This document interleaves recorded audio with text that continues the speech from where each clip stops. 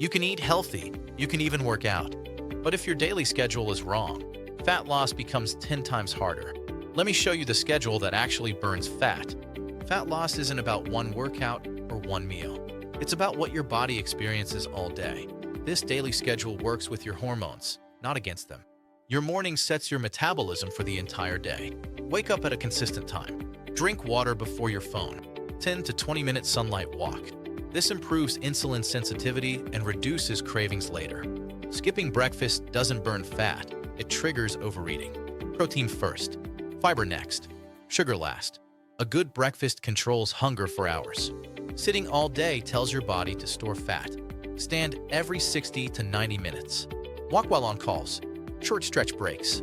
This keeps fat-burning enzymes active.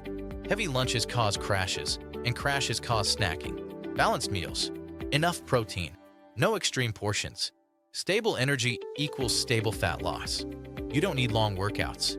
20 to 30-minute walk or workout. Consistency over intensity.